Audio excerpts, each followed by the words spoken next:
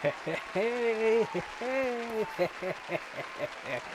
the little trophy for a little shelf over here. What does that sign say? Oh, we have to do a recap, don't we? So where have I been these past few months? Well, for the most part, I've just been kind of off and on recently, mostly trying to catch up on a lot of the films this past year, but also, well, I've been doing a lot of life stuff, and I don't want to go too much into that.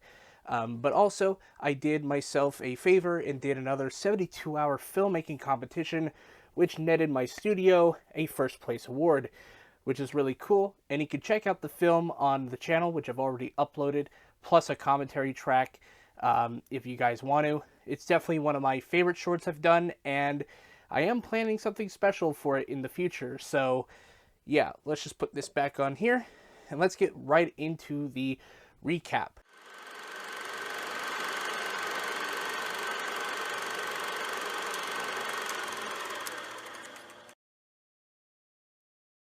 So this is my fifth time covering the Eastern Oregon Film Festival, and unfortunately this year I have had some complications trying to cover all of the films, mostly because I did not have the money to be able to go to the festival in person this year, and there were two films in general that I wanted to cover, but I couldn't. That being said, out of the films that I did get to watch, I watched 11 out of the 13 actual feature films that were part of the festival offerings, all of which were on the virtual database. And for the most part this year, I was kinda...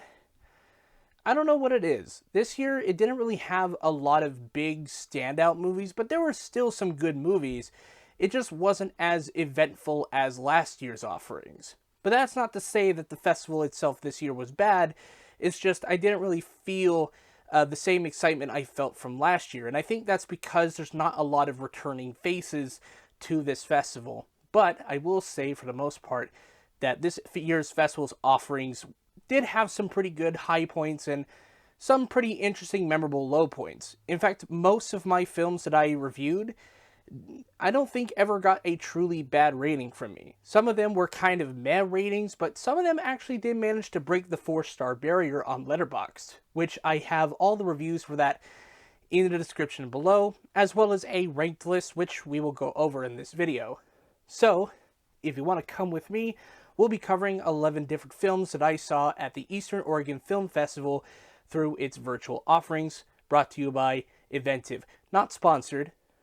Don't get this twisted. This is not sponsored. I just wanted to say which service I had to go through. So at the bottom of my list this year is a horror comedy by the name of Mean-Spirited. I'm not necessarily a huge fan of horror films that try to capitalize on the whole trend of YouTuber slash failed internet star tries to do something groundbreaking, but then a lot of evil comes upon them.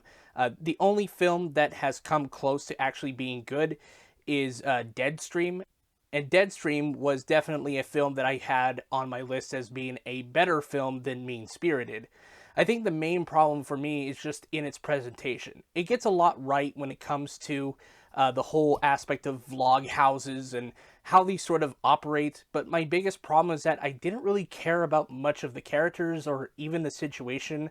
It felt like something I've seen like maybe a couple dozen times at this point in terms of watching film, and Mean-Spirited just didn't really have enough in it for me to gravitate towards, which is kind of a shame because you could definitely make a fun horror comedy based off of the aspects of this film alone, but personally, the presentation style, it just felt like it was going for more of a YouTube audience than it did for a film audience, which I get, but if this were actually playing on YouTube, people would actually call this a masterpiece. But personally for me, I didn't find Mean-Spirited to be that interesting or even entertaining. It just felt like a lot of the stuff I kind of watch already on YouTube, and there's a lot worse things that people have done on YouTube, let me tell you. Next on my list is This Is Where I Meet You. Aside from a very confusing title name, just grammatically speaking, it's a film that I found just kind of okay. It's not a film I would personally rewatch, but in terms of the actual story, it's something I've kind of seen different times this past year. This whole aspect of like, oh, I'm gonna fall in love with this one person because this other person's not really doing it for me. And I don't know. I've seen this concept a couple dozen times, some of which had better interpretations, and just this one didn't really feel like it made the cut for me personally. But if you found it enjoying or entertaining, good on you. I just didn't really find it that enjoyable. And next up on the list is a film from Germany called Sweet Disaster. This is a film that has a really good start with like a woman falling in love with a air pilot who finds out that she's pregnant, but then there's like a little bit of a turn in the first act where she finds out that her lover that she had relations with for the past few weeks has already a girlfriend, and he already got back with her, and he had spent a lot more time with her than she initially thought. Like, this is a guy who had already spent 8 years with this person, and, you know, all this other stuff. And the thing that I didn't necessarily enjoy about it was just kind of, from the marketing standpoint, from how the whole thing was written, it seemed like it was going to be a lot more of a wackier sort of film. I don't know what I was expecting, but that definitely isn't the film that we got. And I'm not going to judge the film based off of things that did not happen. I'm judging the film for the things that did happen, and you know, it's definitely enjoyable. It has some good performances. It's shot well. It's edited well. But I think my main problem is that I didn't necessarily find it, you know, interesting to me. But it will find some value in other people's minds and hearts. And that's actually the good thing of film, is that I may have some disagreements, but a lot of people will definitely gravitate towards this film. It does market itself as a comedy, and I didn't necessarily get the comedy part of it. Like, I laughed maybe once in this film, and it just didn't work for me, which is fine. Comedy is going to be subjective in the same way as jump scares or scary movies will have a different audience depending on who you talk to. But overall, I thought Sweet Disaster was fine, but there's also this one point in the film where I thought was just kind of weird, but then when you look it up, it's actually kind of true that something like this could happen. There's a part in the film where she had kept the pregnancy away from her employer, and because it's been so long, that the employer had apparently the right to fire her, which was very weird to me, because like, you just don't see that kind of stuff anywhere, and I had to look up if that was actually a thing in Germany.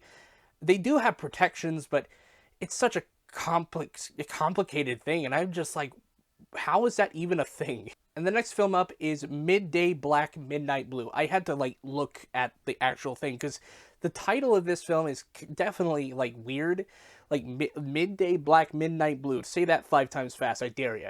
But essentially what we have here is a tone poem, something akin to something like Tree of Life, or some other variety of tone poems. There's a lot of them that you can find, but generally speaking, tone poems can be pretty entertaining / visually stimulating, but I think the biggest problem with this one for me is that it felt very stock. It felt very standard for like this type of film. It's a film that follows a man who is kind of in a depressive spiral because he broke up with his girlfriend, who he had like intense emotions about, and he's like having these like memory flashbacks of all the times that they were happy or argued, and it just I've seen this plot so many times before, and it's just, I don't know, it just didn't work for me. It might work for some other people, but personally to me, I've seen a lot of these types of films, and it definitely didn't stand out as much as it could have.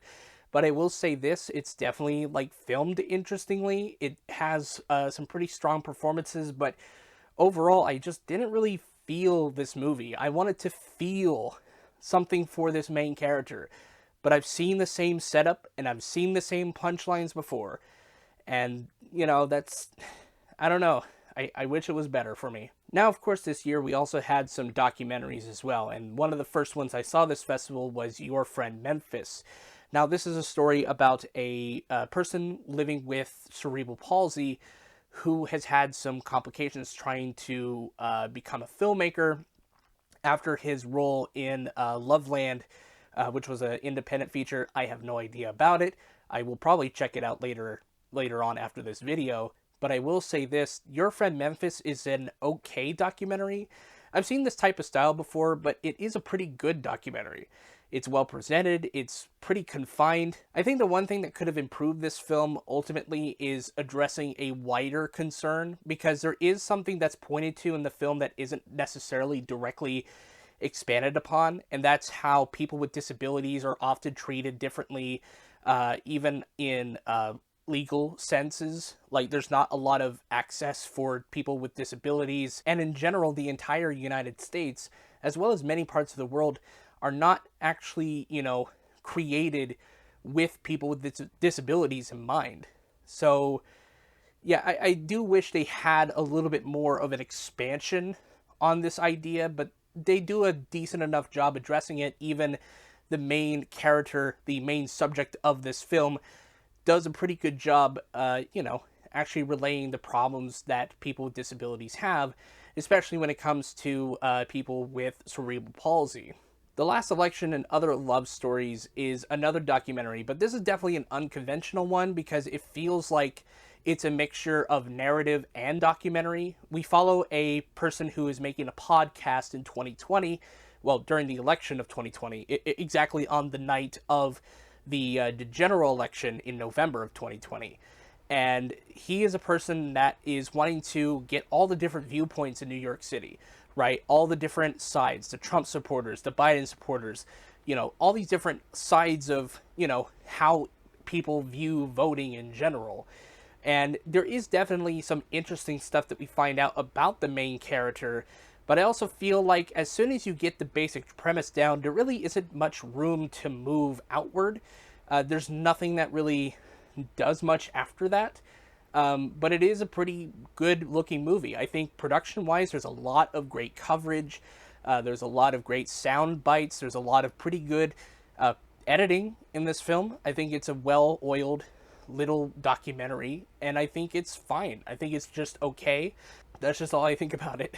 And then we have Scrap, which is an interesting movie. I think in terms of documentary, it does present itself in a pretty good way, showcasing the different aspects of how industrialization has affected our lives, and what the carcasses of old technology has become in our modern day. Everything from airplane graveyards being turned into living areas for people impoverished, or even being made into like big statues out of old farm equipment that's no longer used.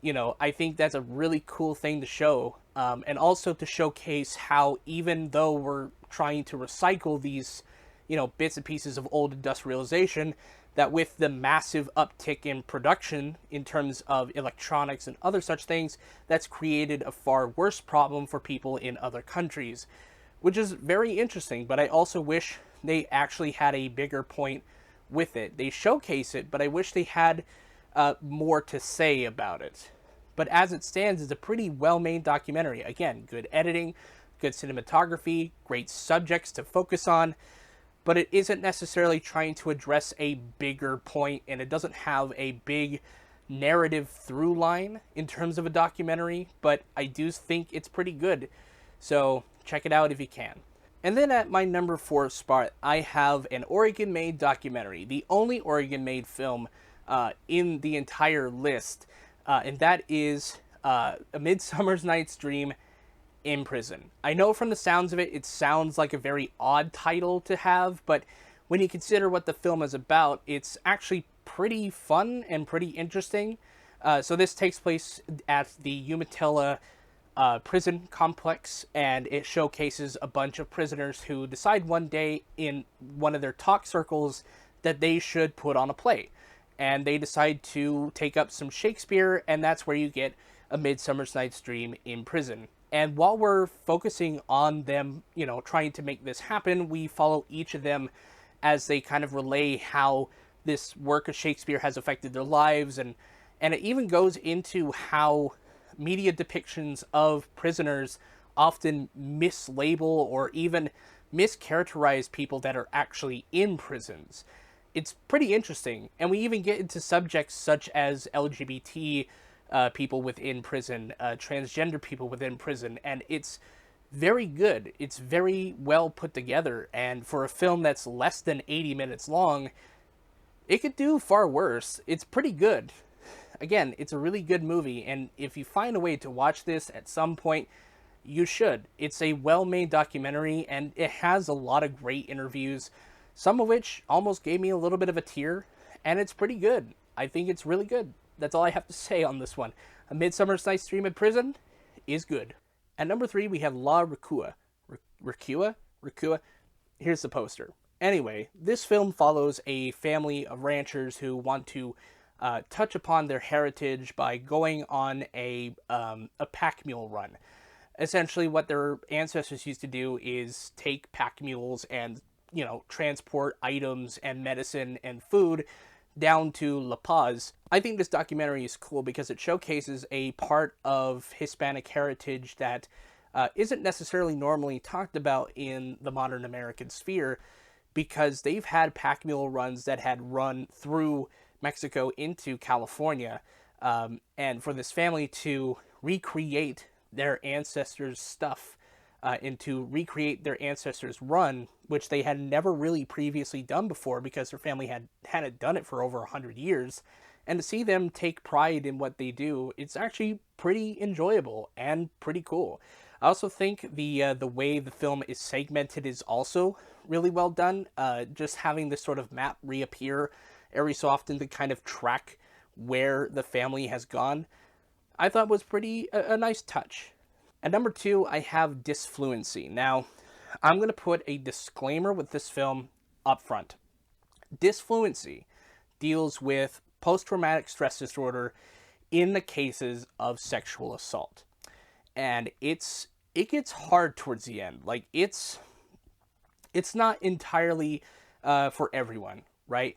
If you suffer from PTSD, if you have complications from this, if you've had experiences like this may help you, but this is just to put a trigger warning with this film. Even the film itself even acknowledges that this will be hard for some people to take, especially since people who have had this lived experience might not necessarily come away from this film feeling the most jazzed. But yeah, Disfluency follows a girl who kind of flunked out of one of her classes in college for some reason, and she heads back home, and during her time back home, she has had a bit of trouble trying to communicate something that had happened to her during this experience in college.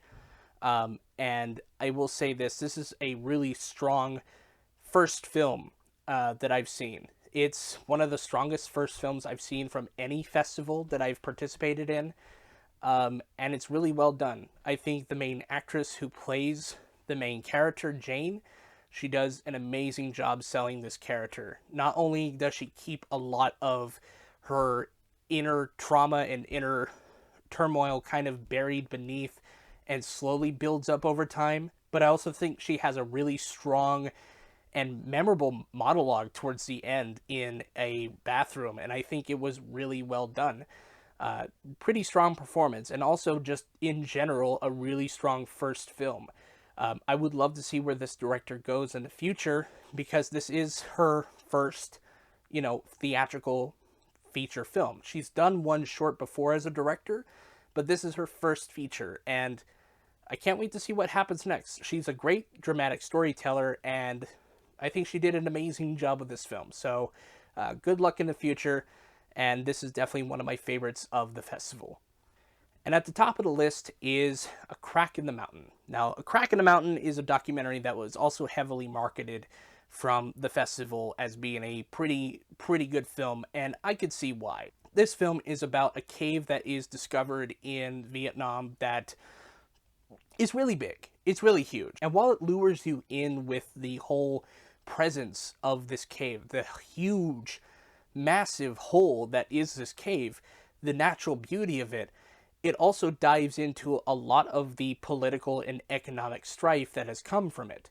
Things such as tourists coming in, promoting a lack of conservationism. You have a government that's trying to make it into a tourist trap. You have local people that are very thankful for the tourism.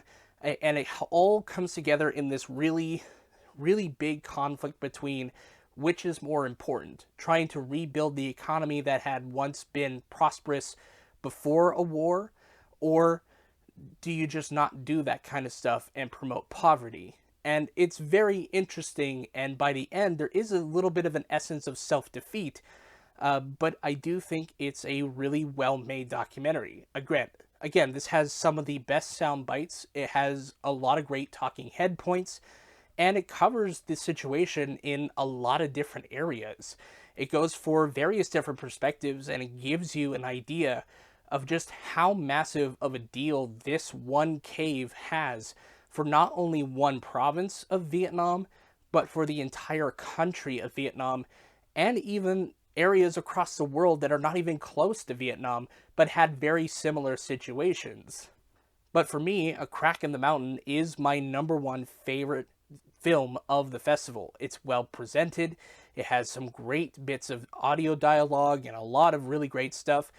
But I will say the one thing that I think holds this film back just a little bit is just a thing in editing, audio-wise. They have a lot of pretty good music, but my biggest problem is that the music overtakes some of the dialogue and it kind of drowns everything out. So then you have, sections of the film where the music is just overtaking everything and you can barely hear some of the interviews, but for the most part, again, it's still well presented in terms of talking points and everything else. It's just great. But again, it's just that problem of certain sections feeling drowned out by the music. So, yeah, that's all I really have to say on A Crack in the Mountain. And with that, we have come to the conclusion of the Eastern Oregon Film Festival 2022 coverage. And if you excuse me, I have to get to work on my Halloween episode. So stay tuned. And no, I'm not giving you a hint this time. That's just all you're going to get. See you next time.